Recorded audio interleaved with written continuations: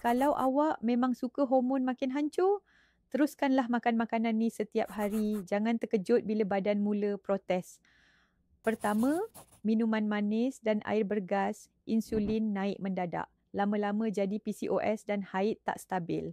Kedua, fast food dan makanan proses. Penuh lemak trans, kacau estrogen dan testosteron.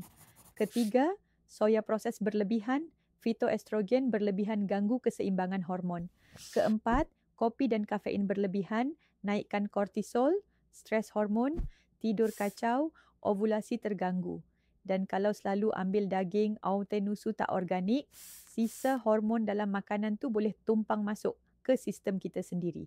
Kalau suka semua ni, teruskanlah. Tapi jangan pelik bila badan makin penat, emosi tak stabil, haid berterabur, sampai susah nak hamil. Sekarang saya curious, makanan mana yang paling susah awak nak tinggalkan?